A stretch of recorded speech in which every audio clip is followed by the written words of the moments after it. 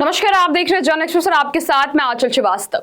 शिवपाल यादव आजकल पूरे full form में है। शिवपाल यादव की तरफ से लगातार योगी सरकार पर जमकर हमले बोले जा रहे। कभी योगी सरकार तो कभी मोदी सरकार पर शिवपाल यादव हमलावर रहते हैं। कुछ दिनों पहले जब दिल्ली में अखिलेश यादव ने वोट चोरी का आरोप लगाकर चुनाव आयोग के खिलाफ प्रदर्शन किया था, तब शिवपाल यादव ने अखिलेश यादव की तस्वीर ट्वीट की थी।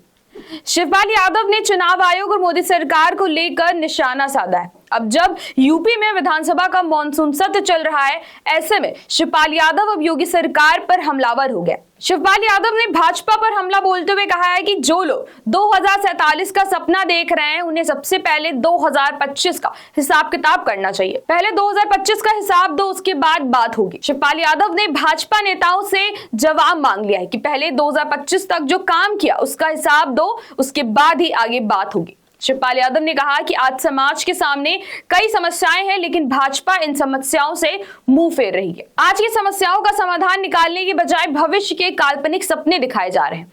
भाजपा सिर्फ और सिर्फ लोगों को भविष्य के ख्याली पुलाव पकाने का सपना दिखा रही है, लेकिन वर्तमान में चुनौतियों से निपटने के बजाय गोलमोल जवाब दिए जा रहे हैं। उत्तर प्रदेश में इन दिनों विधानसभा का मॉनसून सत्र चल रहा है। बुधवार को सत्र के तीसरे दिन शिवपाल यादव भाजपा पर तीन कमान लेकर टूट पड़े।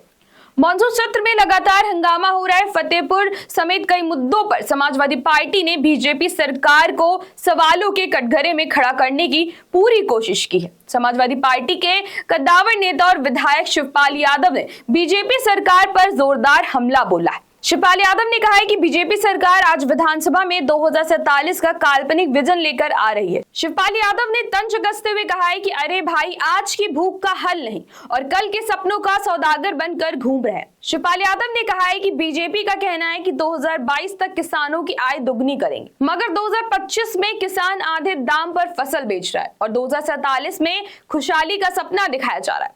ये किसान क्रेडिट कार्ड नहीं, किसान क्रेडिट झांसा है। शिवपाल यादव ने कहा है कि 2047 में रोजगार मिलेगा, यानी बीजेपी का मतलब है आज के बेरोजगार 22 साल बाद के बुजुर्ग बनकर जॉब ज्वाइन करेंगे। बीजेपी एक और वादा करती है कि 2047 में डिजिटल हॉस्पिटल होंगे, लेकिन 2025 में स्ट्रेचर तक लोगों को नहीं मिल रहे हैं। शिवपाल यादव ने यह भी कहा है कि उत्तर प्रदेश में हालात काफी खराब है। मरीजों को अस्पतालों में इलाज नहीं मिल रहा, लेकिन भविष्य में लोगों को डिजिटल हॉस्पिटल मिलेंगे। इसको लेकर अभी से सपने दिखाए जा रहे हैं।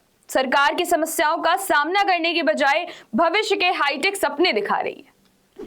शिवपाल यादव ने भाजपा पर एक के बाद एक लगातार कई हमले बोले। भाजपा की तरफ से जनता से जो वादे किए जाते हैं, उसको लेकर भी सवाल पूछे गए। शिवपाल यादव ने कहा है कि बीजेपी का कहना है कि 2047 में अपराध खत्म होगा, लेकिन सच्चाई ये है कि आज जबरदस्त अपराध हो रहे हैं। 2025 में अपराधी गार्ड ऑफ ऑनर पा रहे हैं। बीजेपी का अमृतकाल असल में अपराध काल है। शिवपाल यादव ने यह भी कहा है कि भाजपा की तरफ से लोगों से वादा किया जा रहा है कि 2047 में स्मार्ट क्लासरूम की सुविधा मिलेगी, लेकिन सच्चाई ये है कि आज स्कूलों को ही बंद किया जा रहा है। कई स्कूलों में बच्चे टूटी बेंचों पर बैठकर पढ़ने को मजबूर हैं। शिवपाल यादव ने कहा कि भाजपा विकास करने के मामले में काफी ज्यादा पीछे।